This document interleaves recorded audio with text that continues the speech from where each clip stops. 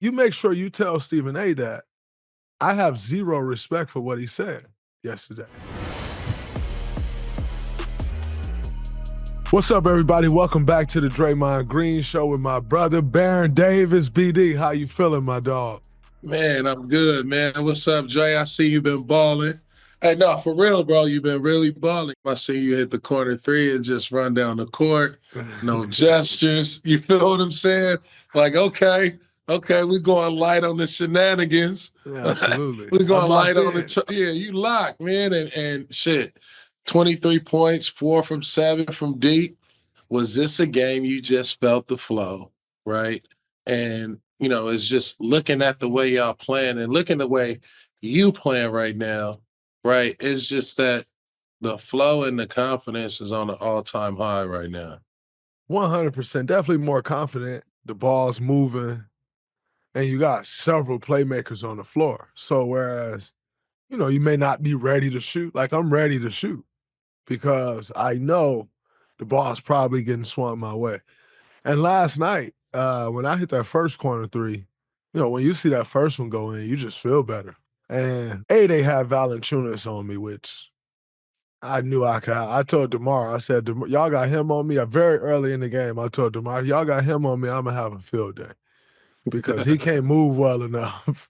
I'm in pretty good shape right now. He can't move well enough to keep up or guard a screen and roll or help in the paint because they're top locking Steph, right? So they top locking Steph everywhere he go on the floor. They got the guy sitting on top side. So if y'all top locking Steph, he clearly gonna be in the paint. Let me just go find his corner and knock that first one down, see it go through. Feeling real good about yourself. But also I know like he don't have a chance of once the ball swing to me, he don't have a chance of closing out. Closing out. So I he don't have want to rush it. You know what I'm saying? I don't have to rush it. Like I could just sit here and lock it in. And, you know, to see them first few go in, I found that rhythm. And then from that point, like I just felt like I was really aggressive. But I also felt like I had to be aggressive because they were completely just selling out on Steph. So y'all allowing us to play 4-on-3 the whole game. I thought I had to be aggressive. And then also, you know, I've been realizing, like with Jimmy, I'm getting more shots, which is a weird thing, right? Like you think Jimmy comes, that's going to take more shots away. But with Jimmy, I'm actually getting more shots. Yeah, you open again. Absolutely. And so just finding that rhythm, you know what I'm saying? Getting accustomed to shooting that much again. But yeah, I felt good last night. And you know what's crazy, BD? I ain't gonna lie to you. That's the first game I felt good since that's what's up. New York Knicks. Yeah. Coming off that New York trip. Man. It was good to get back home, bro. Lock in, sleep in your own bed, start eating your own food again, you know, chef cooking. Just body needed to feel better, bro. So I felt great last night, and it was a good dub for us. Man, it was a great dub. 4 for 7 from deep.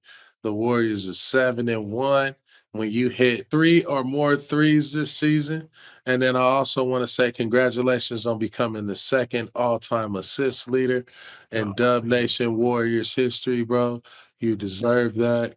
Man, that's just a hell of an honor, a hell of an accomplishment coming from a power forward and in your position, redefining what a point forward is, right? What a playmaker is, what a facilitator is, what the brains of the operations of the offense and the defense is. So, you know, you definitely deserve your flowers, bro. Second all-time leader in assists. Who is number one? Steph number one. Is it really? Yeah, Steph number one by a long shot. he got me by like 1,600 assists or something like that. I'm like, which is the whole. I know so check Steph this out, ain't passing like this. BD, check this out. So there's this notion that I don't do anything but pass the ball, which I take great pride in my passing. I pass the shit out the ball, so thank you. I take great pride in that. Mm-hmm. But Steph Curry has 1,600 more assists than me. Right. 1,600, right? And then you have people saying like, oh, he ain't no point guard. You know what I'm saying? Like, how y'all gonna put him in a conversation with Magic and how he ain't no point guard, right? The logic of the things that these people be saying just don't make sense. But yeah, it's Steph. And who I passed for number 2 is Guy Rodgers. Oh, okay. Yeah, Guy Rodgers. But man, it's such an honor, bro, to be like second all time. Number 2 is number 1 for me. It's Steph Curry. I'm like Yeah, James. yeah, for Like, sure. move him out the way. I'm number Steph, 1. get out the way. Steph, gone, Steph, you man. in the Get out of here, category of bro. your own. You That already man on know. another planet. Get him out the way, man. Start a record book for Totally. him. Put his assists over there. Yeah, I'm number 1. I'll take that. That No, but part. you know what I'm saying? But it's an honor, bro, to be second all time. Like, I didn't know if I'd have an NBA career. Mhm. To be second all time assist leader in an organization, that's crazy. That's crazy. Playing the position I play, That's incredible. man, it's such an honor. But I've had great teammates, bro, like playing with Steph, playing with Clay, KD. Brandon Rush shot the lights out the ball when I Yeah. first got here, Yeah. throwing lobs to Andre and Bogut and some lobs to K. Like, man, I've had great teammates. This organization has done a great job of surrounding us with the talent to fit around us to make our games rise to an even higher level. So I'm lucky, man. I don't take it for granted at all, bro. Like, to be second all time in something in the history of an NBA organization, sometimes I want to cry to pat myself on the back, man. You got to, man. I gotta pat myself Come on the back. on, man. You have to. Now, I ain't set out for that. You know what I'm saying? Like, BD, I ain't coming here like, yo, I'm trying to chase this. I came in like, yo, I'm trying to get a spot. Like, I'm a second round pick. I just want to like make my case to be on the team. Right. And for that to happen, bro, I'm excited. That was a dope one. That's the game giving back, you know? That's all we can do is pour into the game. And, you know, you've been pouring into the game, your heart, your passion, and all that is paying off. No, I appreciate it, bro. Before we keep going, remember to subscribe to the Draymond Green Show with Baron Davis so you don't miss any episodes. And don't forget to follow us on all social media at the Draymond Green Show. So, Dub Nation, let's get this cracking. What's up? The energy in the building. Steph Curry reached 4,000 3-pointers. Come on, dude. 4,000? What did y'all do as a team to celebrate after the game? And then, you know, I don't really know how Sham be getting this info, but word on the streets, Steph had a birthday party last week till 3 a.m. The last 3 people to leave, Steph, Draymond, and Jimmy. Now that he hit 4,000, how far do you think that he'll go before he's done? Man, like, what is that record? You know what? I don't know. I saw this earlier. I saw Shams talking. I think he was on Pat McAfee's show, which is one of the best shows in sports, by the way. I'm like, yo, how did this dude get this information, man? Like, he was at Steph's house. Like, he had this party at his house. Where does he get this information from? It's unbelievable, Shams. But yeah, you know why we all stayed? Because Steph opened some incredible wine. And us 3 love wine the most on that team. And we enjoyed all of it. And he got ordered some bottles, and I got a picture of the bottles. Excuse me, he opened. Jimmy brought a big 6-gallon of Chateau Margaux. Come on, dude. I don't even know what that like, is. we had a time. Michael Mina on the 1s and 2s slash the food. Killer. That's killer. Now, that's my boy. The food from Michael Mina. I mean, what's there to leave? We played some poker. It's a great time. So I don't know how Shams get these reports. Me neither. But of course we was the last 3 there. I drink wine, so much wine. We all did. It was a great time. Shout out to Steph Curry, Aisha. They were generous hosts to have us over at the house. Yeah. Man, that brother went deep in the cellar. In that part. So, of course, me and Jimmy ain't He went leaving. into the bag, huh? He had to go into the filing cabinet on you. He went deep into the cellar. And by the way, told us, yo, y'all come on. Like, let's go to the cellar and pick out what we drinking. Oh, man, what? Yeah, we had a field day. Invite your boy over, too. I like wine. I don't even drink that much, so you ain't got to... We opened some bottles. But bro, that 4,000 3-pointer, man, it's crazy. Yeah, that's crazy, I told him, like, bro, 4,000 3-pointers, that's nuts. You scored 12,000 points in threes. I don't have 12,000 points in my career. This man has scored 12,000 points. in threes. Almost half of his points. Almost half of his points in his career are threes. That's crazy. That is insane, That's man. insane. But to see him do that, to see him do it at Chase Center, he opened up the 3,000 club. He opened up the 4,000 club. If he wants to, he can get the 5,000. It's just a matter of if he wants to or not. Like if he wants to put that type of energy and effort, if he wants to, he'll get the 5,000 before anyone else get the 4,000. Oh, that's a fact. And so that's a fact. Like if he wants to though, he can open the lead up that much more where he could get to 5,000 before anyone else get to 4,000. I agree, man. Especially the way y'all working, man. Getting JK back. Mm-hmm. Steph talked about, how he's focused on winning that 5th ring. And this team has what it takes. I mean, we talk about levels, right? I've been balling ever since the Jimmy trade. Like, what's another level you got to get to, or what does that level look like for the Warriors to go chase that 5th ring?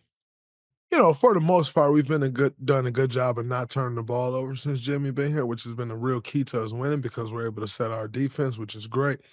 Last few games, we fell off the Richter scale. Went way off the Richter scale when it comes to turnovers.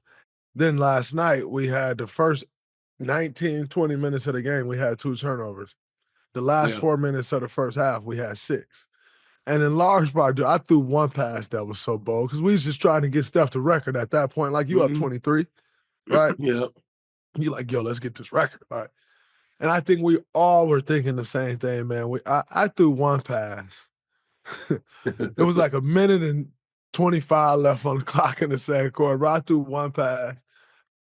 I saw a little gap on the floor. There was no gap in the air. There was just a little gap on the floor. I'm like, if I could bounce it right there on that spot, it's going to get through this gap and lead him to a wide open corner 3. It was so stupid to throw the pass. But I think we all was just thinking the same thing, bro. Like, let's get him this record. Like, you feel the tension building, like people wanting to see this record.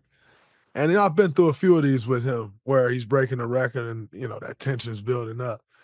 But and it gets hype hectic, and excitement man. too. Yeah, it gets hectic trying to get to it. But we have to continue to not turn the ball over. Continue playing great defense. I think we have to.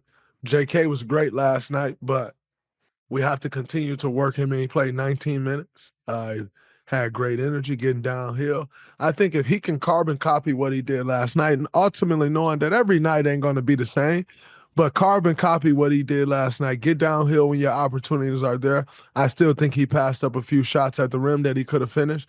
But who's complaining about him making the next pass? But I think getting downhill when you're there, running in transition, getting buckets, finding the cuts when the cuts are there to get them lobs and drop off passes for them dunks. I think if JK can play that way, which I know he's more than capable of and will, it's going to be so great for this team because with him playing that way, I don't think we ran a set for him last night. So him playing that way, getting 18 points off, and it won't go that way every night, right? Like sometimes the ball finds you when you're playing a role like that, sometimes it don't. The games that it's not going that way, obviously we have sets that we can run for him, right? Like you have sets that can get him downhill. You have sets that can get him post touches. So then you're calling in place. But when he just getting it out the mud like that and you don't need to call a set, that's when he's at his best. Exactly. Anytime you can get guys scoring and you don't need to call a set from them, man, that opens because now a team can't game plan for that. You know what I'm saying? You can't game plan for a guy getting 18 points with not a set call for him. And so if he can do that, and as he gets in better shape, Steve will call more sets for him. Man, that takes this team to a whole nother level. So I just think we got to keep doing that, man. Turnovers, stay locked in on the defensive side of the ball. I think everybody trying to be a star in their roles, which is important. And the chemistry is great. You know what I'm saying? Everybody want to win. So we just got to keep building on that. He's a player that you don't need to run sets for.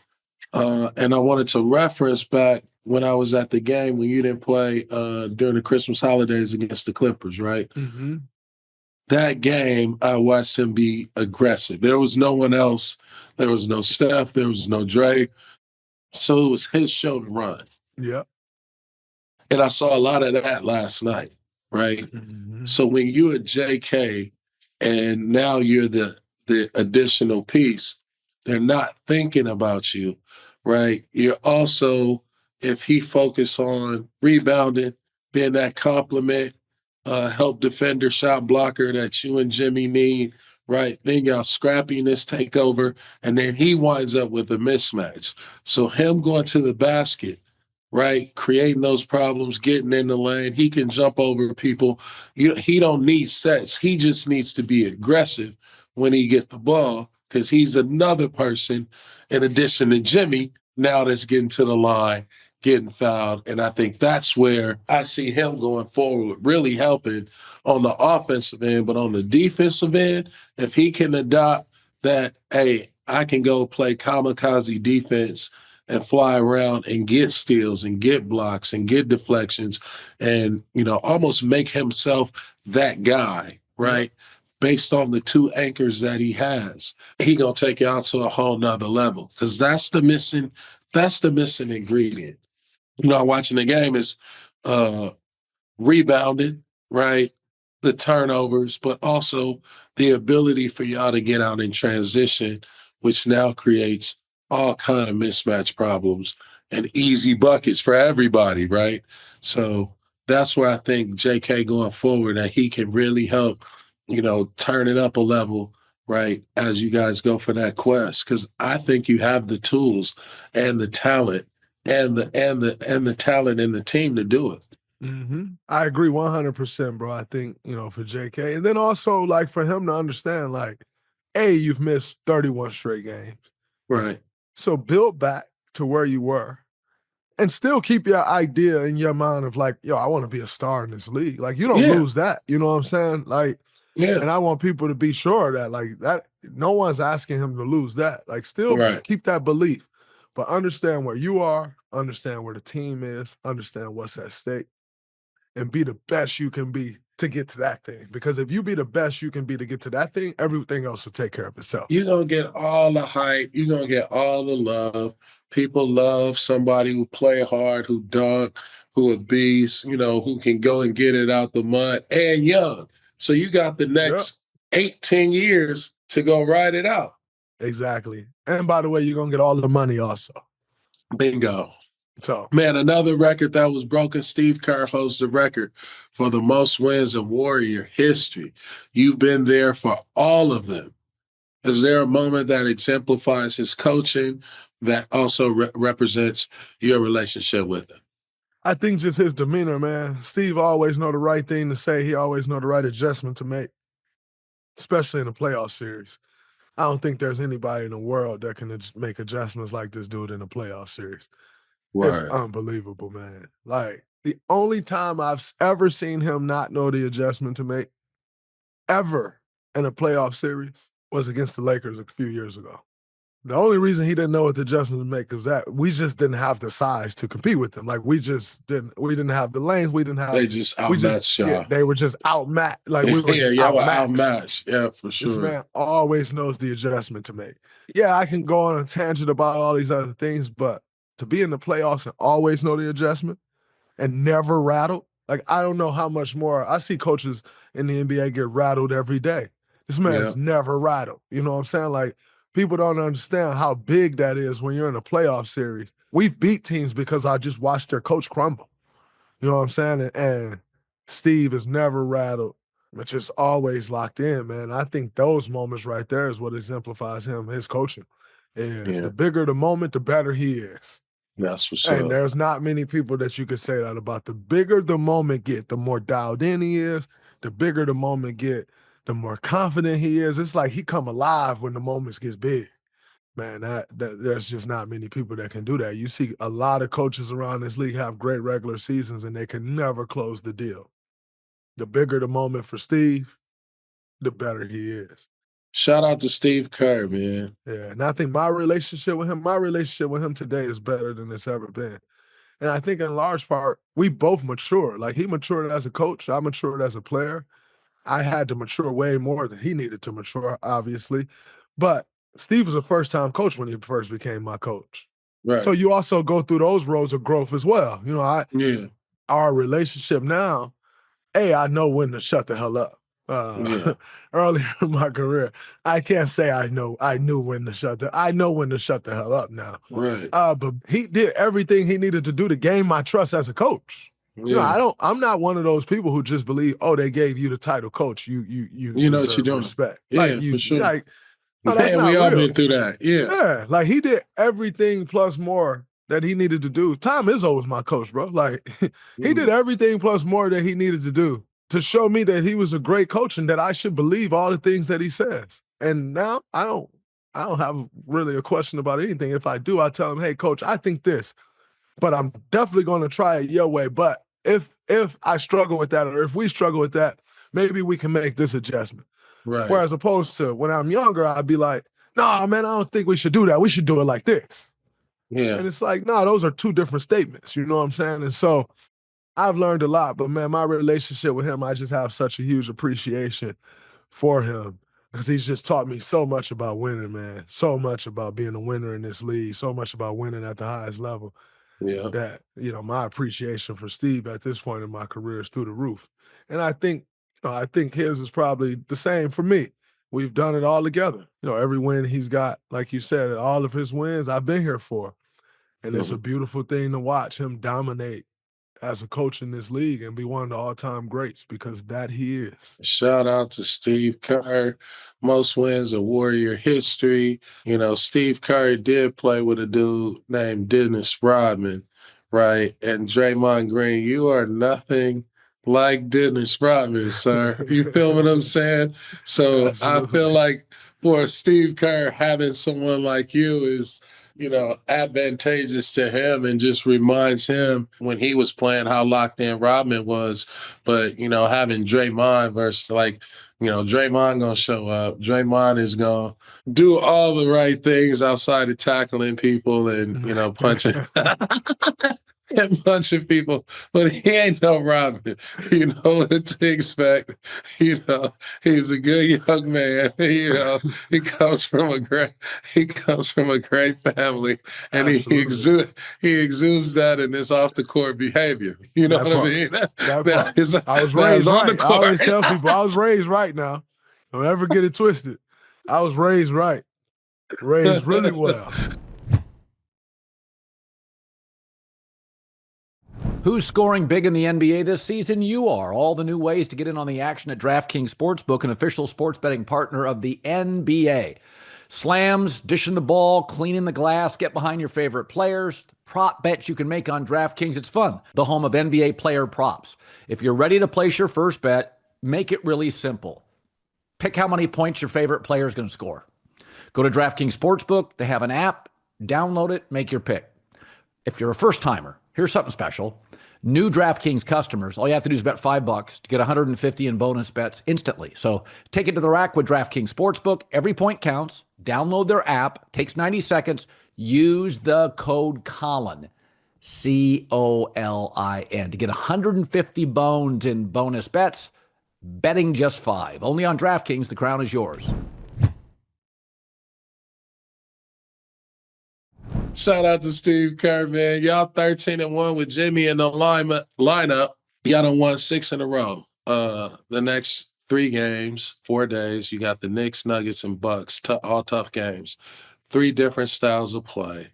As one of the best defenders in the league, can you give us an inside look on basically how you prepare for, 3 games in 4 nights, and you talking about the Knicks, the Nuggets, and then the Bucks? I think the Knicks, with Jalen Brunson out, they're doing it more by committee, so the ball's moving around a lot more. They're using each other a lot more because you still need to create those shots, but you don't necessarily have Jalen Brunson at the point to break the defense down and get that first domino to fall. So I think they're doing that with a lot more ball movement, player movement.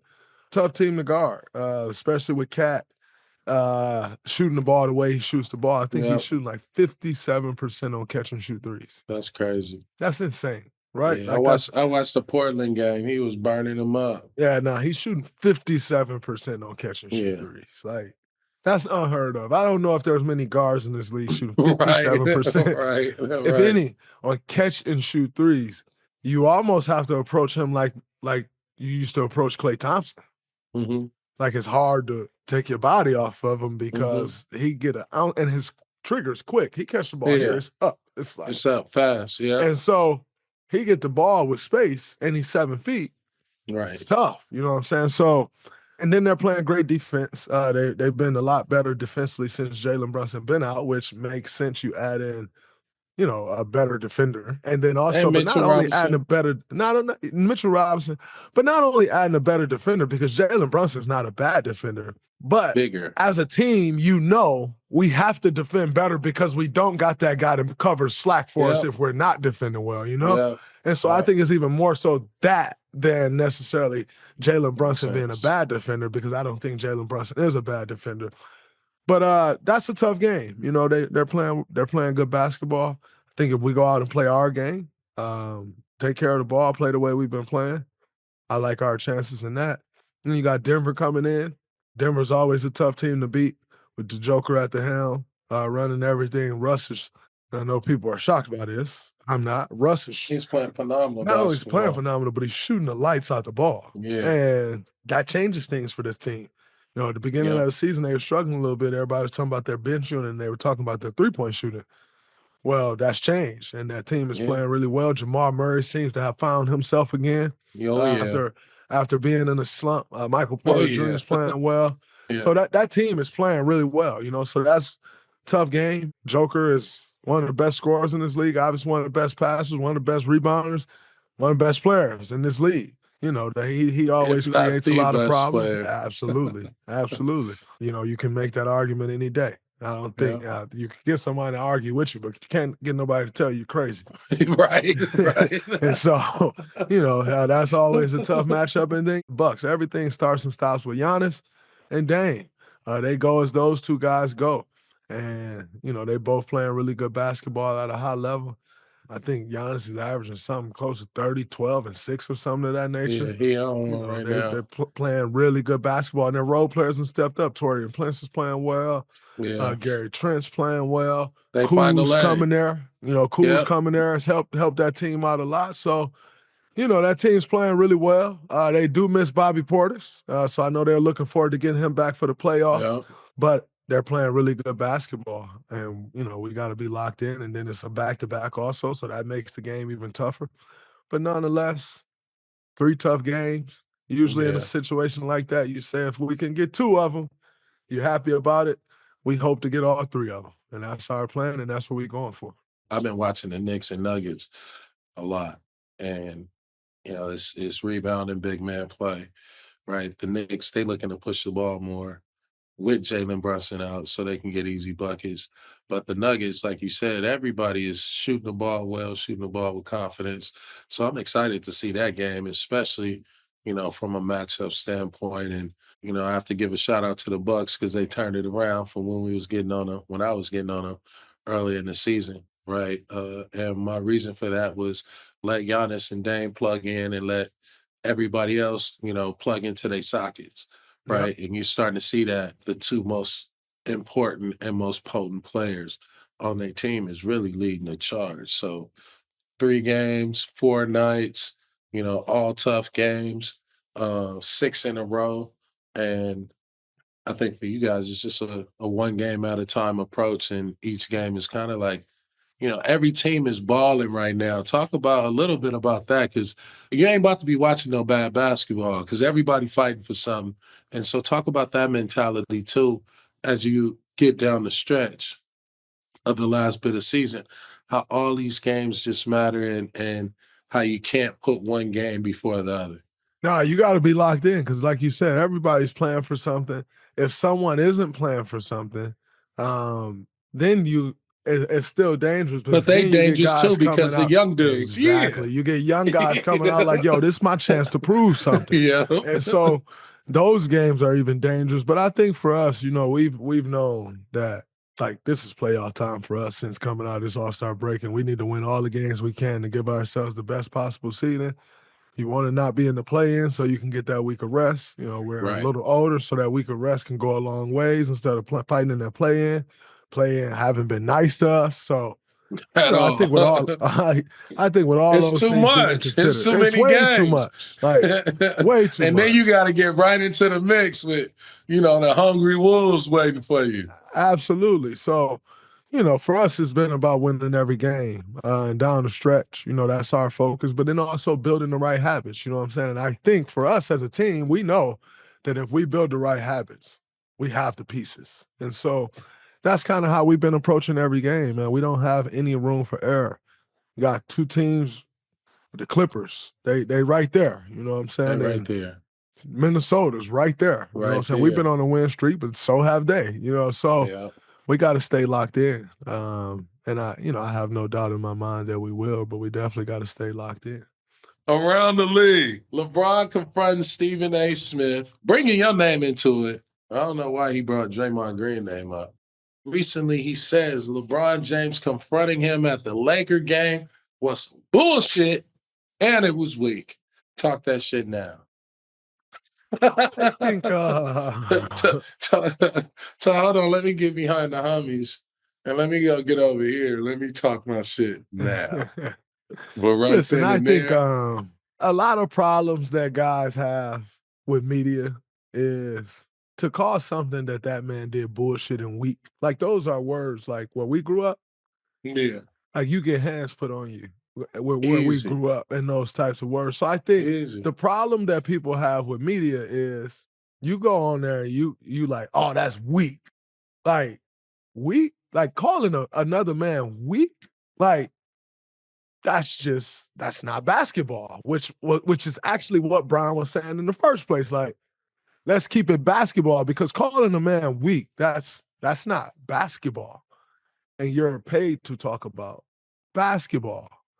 You call Brian weak for stepping to you, but you're taking shots at him as a father on TV behind a camera. Most would say that's weak.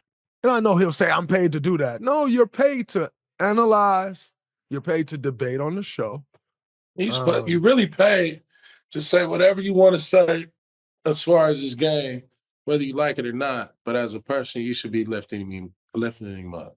Absolutely. You know what I mean? And so because LeBron is a good dude. He do good shit. He a good dad. His kid made it. They doing some shit. That's his story. You feel what I'm absolutely. saying? And so you should be lifting him up and talking about the fact that this dude ain't got into no trouble. Absolutely. Right? Ain't got into no bullshit. But like you bring in, like I would say, the WWE into basketball when you cross that line and talk about somebody's kids. Because if it's my 1,000%. kids, bro, I'm a catch you too. As soon as I said it, I hadn't talked to Brian at all about this. As soon as I saw him say it, excuse me, Bob was up here that day. And Bob was like, oh, yeah, I work with Stephen A. tomorrow. I'm in got y'all game tonight. I'm in the studio tomorrow, something Stephen A. and I think Malika. And I was like, oh, you make sure you tell Stephen A. that I have zero respect for what he said yesterday. You go on TV, national TV, calling out this African-American, this black father who's raised another successful black young man. And you go on TV calling him out as a father because his son played in the NBA? That's ass backwards. You are on national TV condemning a black man as a father because his son is playing in the NBA. Like, how does that even make sense? And I told Bob that. I said, you should tell him. Like, tell him. Like, I can't respect that. Like, if you want to talk about him as a basketball player, talk about him as a basketball player. If you want to talk about Bronny as a basketball player, go ahead. He an NBA player.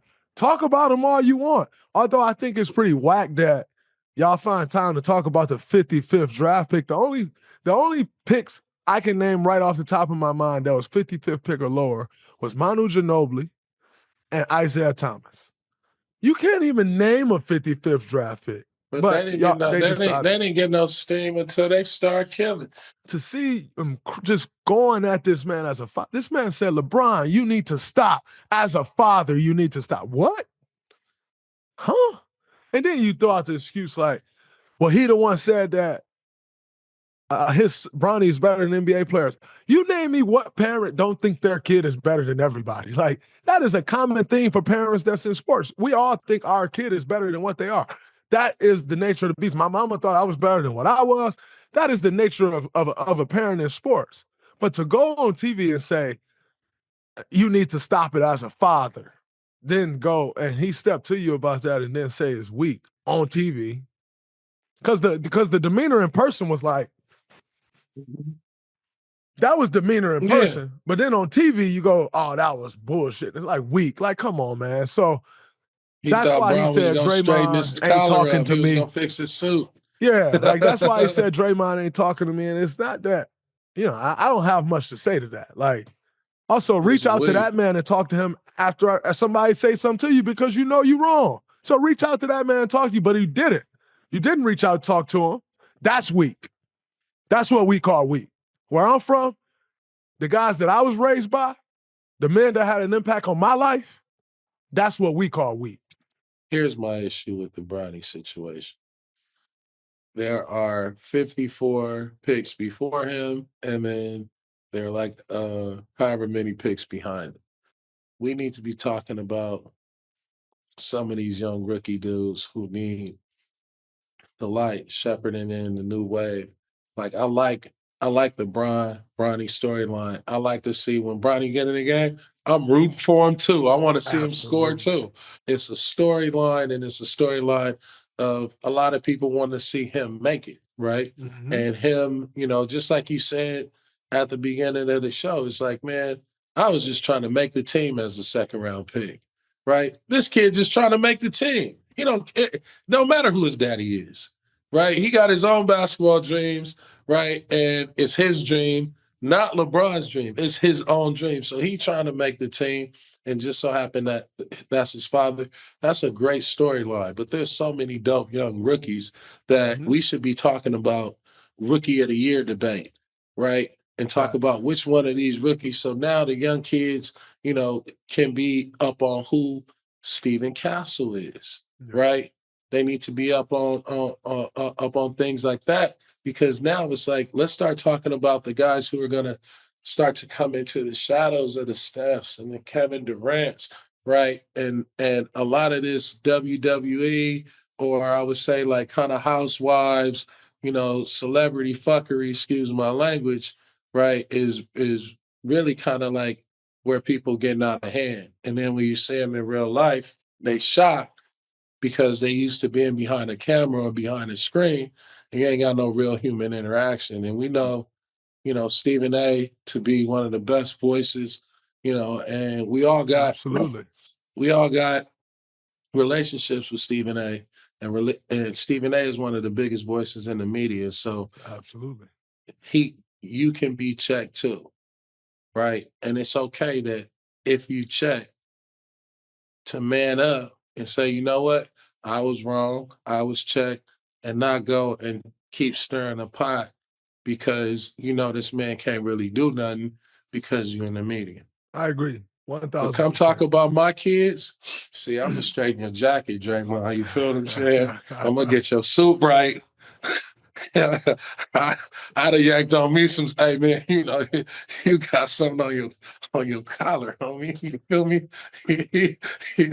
And it took it took everything for me not to button his jacket up. You know what I'm saying? So shout out to LeBron for just being LeBron, and for somebody like that to even take the time during the day, and during the game, it's been on his mind, it's been on his heart, and this dude has been above everything, right? Above everything. You don't see moments like that with him. You don't see that, bro. And so for that man to go do that in the game, it's like, man, that man was hurt.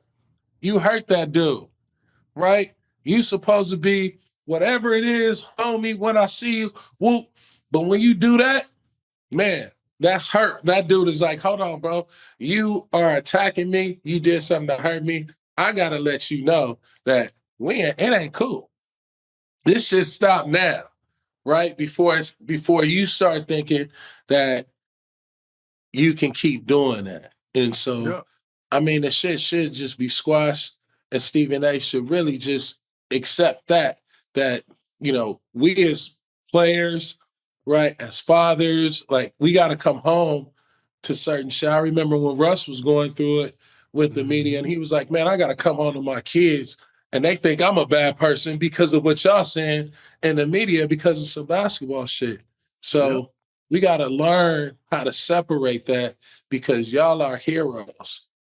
Right? Facts. Y'all are great people. Facts. Y'all do good in the community.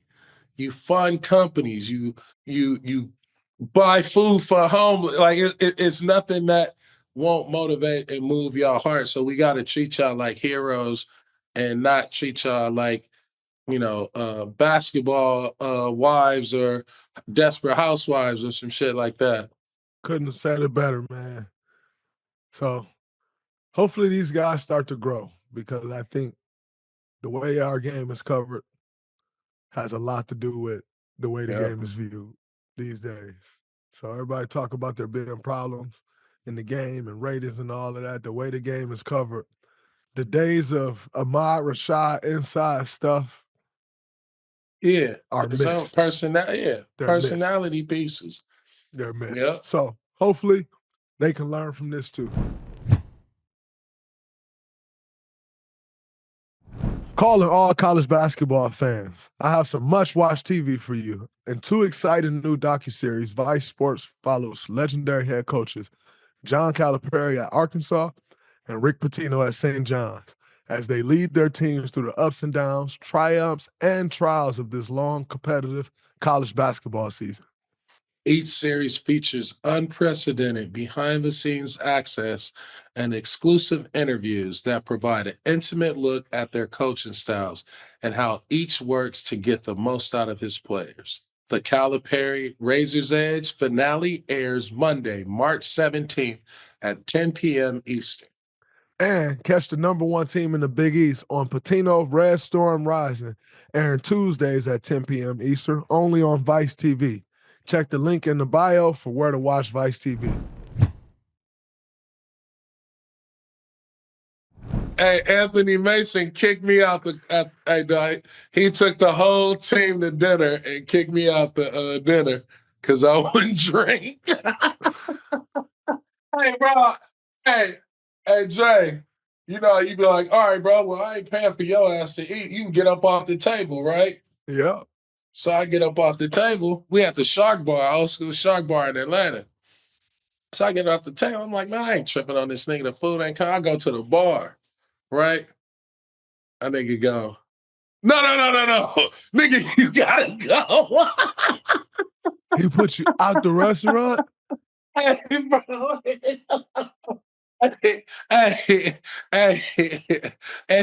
like the whole thing, like he was sweating me. And I was like, bro, you ain't gonna sweat me like this. Like, I'm cool not drinking. And he got up. He was like, man, I was like, bro, I'm cool. He was like, you can just leave, man. I was like, all right, cool, bro. I'm gonna go out the bar and let him cool off. I'm thinking like, because you know how you think like, man, is he playing? Like, nah, he was dead ass. Like, you gonna have a drink and you gonna get your ass up. I said, bro, I'm cool, my nigga. Like, you sweat me like this? Like, nah, I'm gonna go to the bar, bro. So everybody was like, come on, BD, just have a drink, all that. No, I'm cool, dog. I'm hot at this moment. I'm hot. Because he done told me to get up off the table. He ain't paying for me. I pay for my own shit. I go to the bar. Dre, I go sit down at the bar, man. They over there drinking, taking shots, celebrating. He see me. He said, no. He said, no, you gotta go. You gotta go. Hey, bro. I walked back to the hotel. Oh, you weren't about to mess with Mace?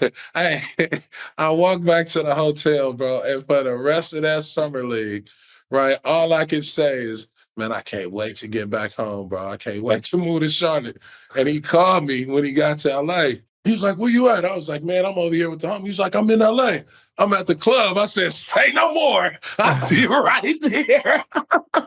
Hey, I pulled up on him, and I had been telling the homies the whole time, like, man, I can't believe it. Because, you ain't in contact after that. I was like, man, I can't believe this. Like, he got me fucked up. Man, we ran up on Mace, him and his homies. And he was like, "What's up, fool? What's up? Much my little dog." He was telling his homies. And dog, he was like, "Man, what's up with your dudes?" I was like, "Oh man, they thought that, like we cool." Hey, hey, I was like, "Bro, you can't, I ain't one of them ones like that. I'm kind of like a funny, cool dude, but I ain't, like we can get out. We trying to get out." He was like, "Nah, bro, like you my little bro. Like, what you talking about?" I was like, "All right, dude. I guess that's how it works." Shit. Wow. So that is your rookie hazing story. Yeah. Off of Shout out, rest in peace, Anthony Mason, that part. the big bully. You know what I mean? part. But I call him the big teddy bear because he was always like, he always let me kick it with him, go to comedy stores. But bro, if you did not partake in the team endeavors, he was on your ass. That's crazy. I think my rookie initiation was as rookies, me, Harrison, Festus, and Kent Bazemore. We were in Denver, and we had a team dinner, and they were ordering everything, man. Richard Jefferson ordered this big 108-pound porterhouse steak that was to serve 6 people for himself. They were ordering shots. I'm just looking around like, dang, these dudes ordering everything. That's dope. They brought us to dinner. That's dope. Yeah.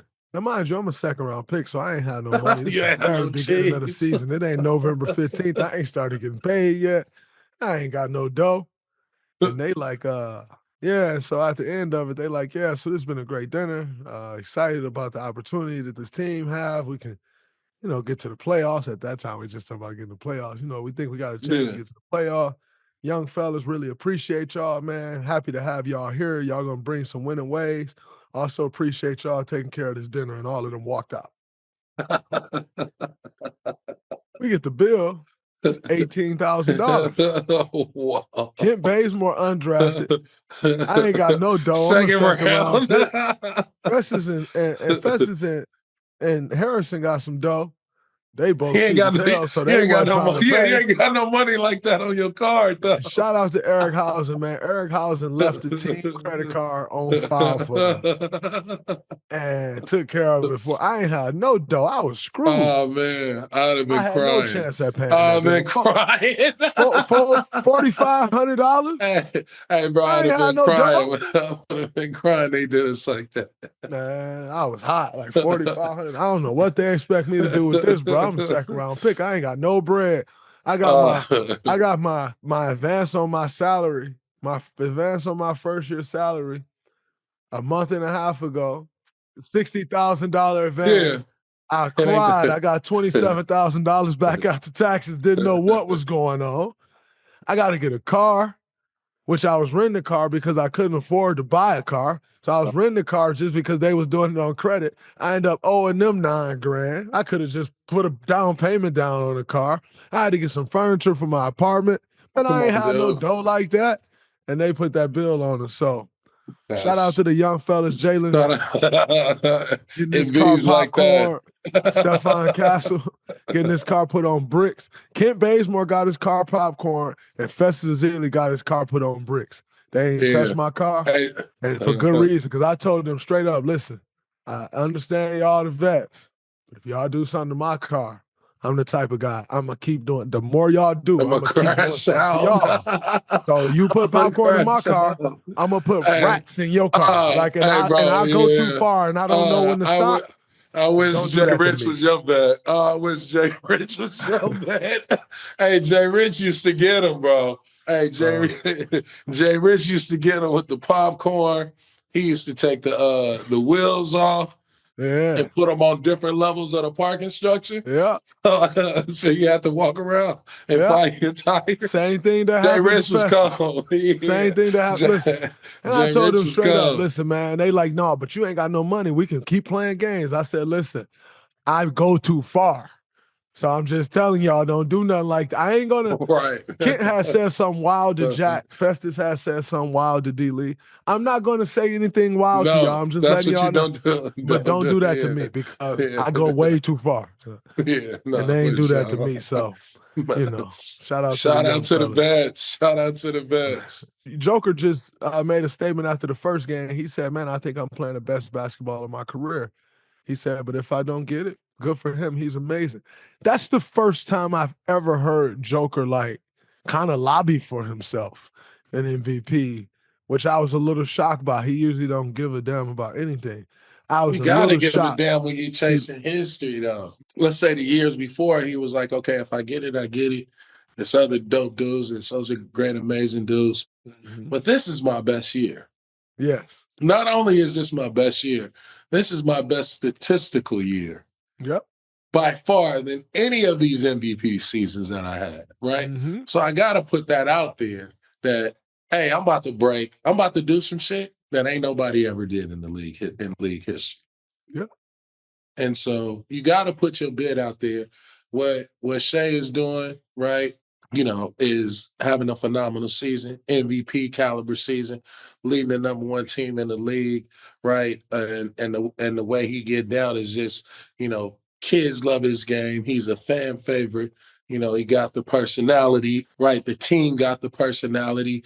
And so, all light is going to shine that way based on the work that he putting in, the way that they need him, the way he's elevated himself, even more so from last year. But when you look at Joker and what Joker is doing and how he's doing it and being the everything for that team, the engine that make that team go, top 5 in points, top 5 assists, top 5 in rebounds, top 5 I in think he steals. top 3 in all of them. Yeah, top 3.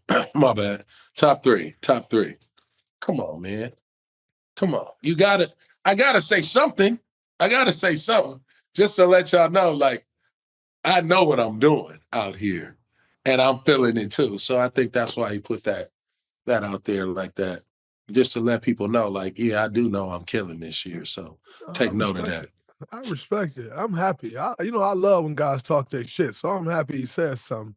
I think the only thing I would say is, as deserving as he is with that stat line, what he's up against is people become accustomed to greatness.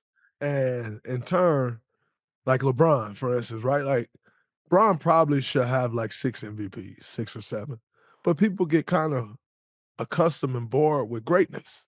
Right. And so that's one of the things he's up against. If Joker was having this year, statistically and all of that, if he was having this year and had never won MVP, he'd undoubtedly be MVP. Right. But because people have grown accustomed to him averaging those types of numbers, you kind of get a bump down from that. Now, in saying that, when you look at who's won MVP over the years, I think it's also very hard to deny Shai. Yep. And that's where I think the voting system becomes a problem, because the reality is it's so opinionated. There's no criteria. There's none of these things. The reality is, if you had a small committee, they'd probably make them co-MVPs. You know what I'm saying? If you had I a mean, small I would committee, say that. you make them co-MVPs. I would say that. With you.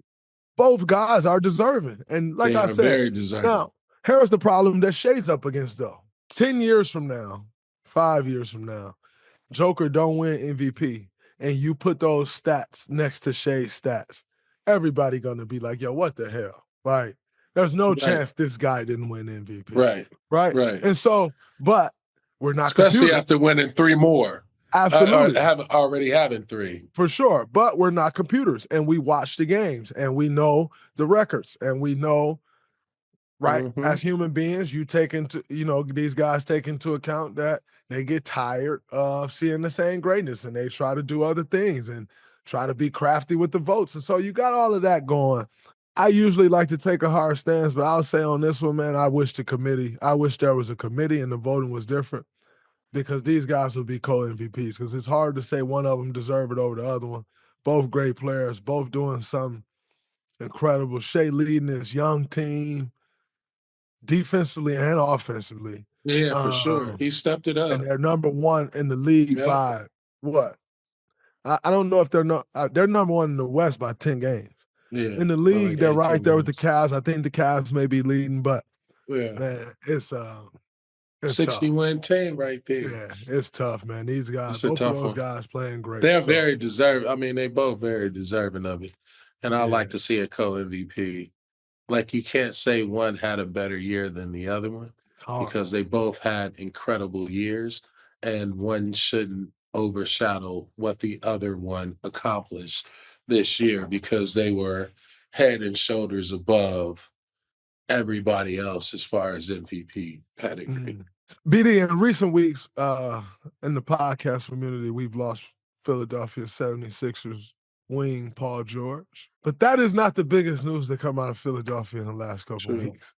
Daryl Morey says yesterday, that he uses AI to make decisions based, around the team. What are your thoughts on that? Not Allen Iverson, correct? All right. So Iverson. AI is artificial intelligence, right? Yes, it is. And so hear me out. It should be Allen Iverson, by the way, but it's not. It should be, right. It should be the real AI.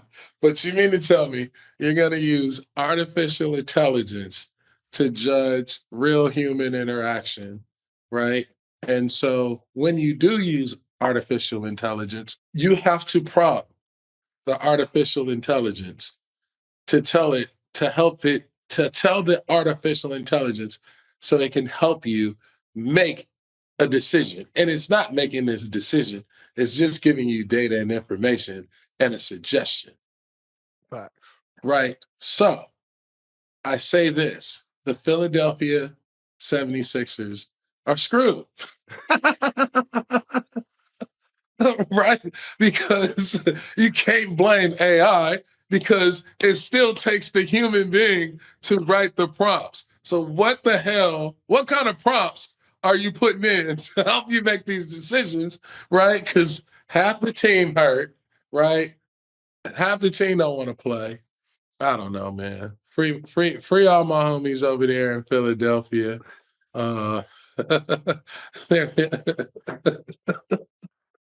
Shit. My son used AI to make decisions too. It's called a video game, right? But you don't play with people's lives like that, bro. He does, yeah. You know, I can see AI telling you like, oh, Cat shoots 57 on catch and releases, but come on, yo. But all right, man. That should be your starting center. Man, you need to be consulting with AI for real, the real AI, bro. Oh my gosh. Listen, here's what I'll say on that before we get out of here. Daryl Morey, you see analytics being a huge part of the NBA, and I think people went too far left with the analytics and they've started to pull it back and understand that human intelligence. The analytics going to say, and they've learned how to use the analytics. Daryl Morey was at the forefront of that analytics push in the NBA. And I think in large part due to Daryl Morey, he never played basketball. No.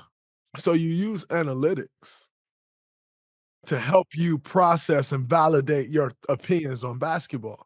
And talent.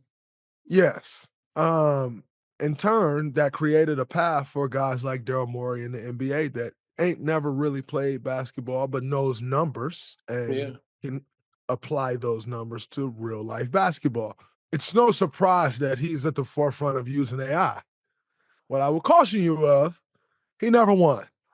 So there's that. And that's my thoughts on Daryl Morey using AI.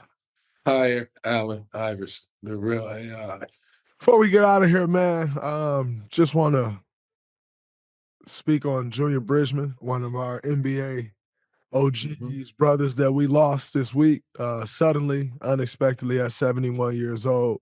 What he meant to us as basketball players goes far beyond the game of basketball, because what he did after basketball is what we all look at and aspire to be. A guy to go and build a successful businesses as he's done, to become one of the best African-American businessmen, but forget African-American businessmen, and one of the best businessmen in America. But when I say African-American businessmen, I say that because it means so much to us because we don't have a million examples to look to.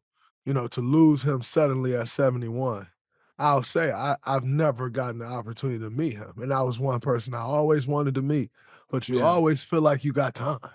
Like I always feel like, no, I'll get to meet him. Like I've heard so much about him. Obviously, I've studied him. I can probably list off all of the things he's done in business as good as anyone. But you just don't always have time. And that was one I can honestly say. Like, I've always wanted to meet him, but I've always just been like, I'm going to. Yep. And here we are out of time, And Yeah. so I just want to send my love and well wishes to his family.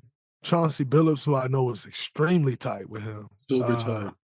And everybody who's been impacted by his life, and just say thank you for what he's meant to us as NBA players and wanting to branch out and do other things and focus on other businesses.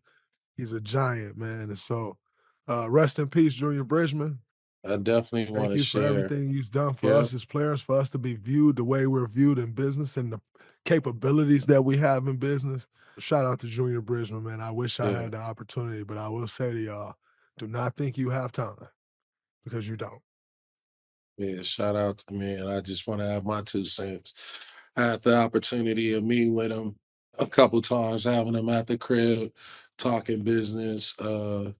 Think when they were talking about Ebony, and for me, I'm a basketball fan first, and so just talking basketball, talking about his legacy, talking about his era, hearing how he talked about the different players in his era, to have the opportunity to sit down, pick his brain on the business side, his humbleness, his diligence,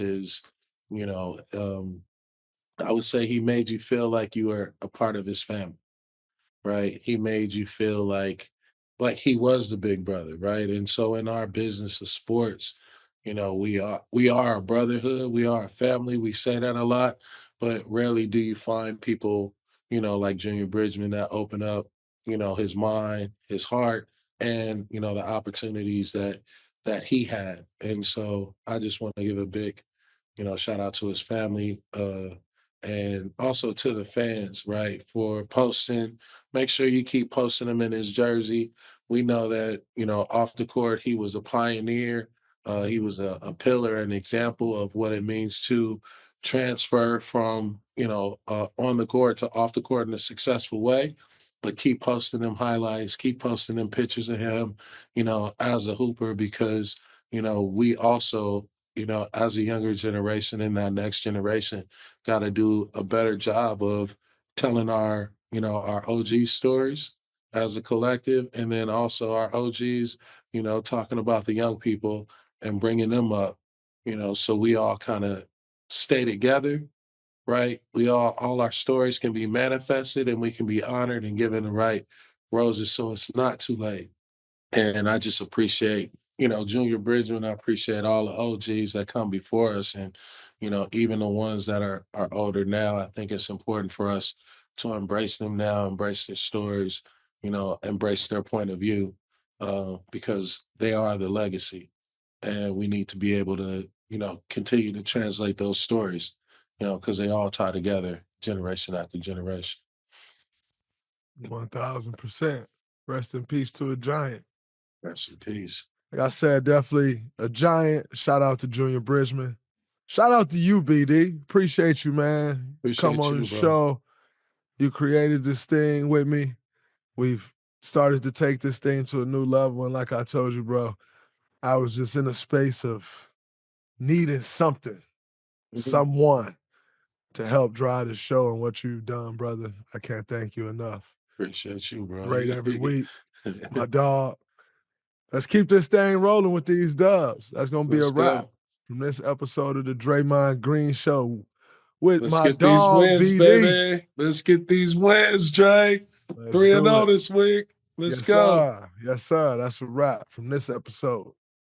Till next time, peace. Peace.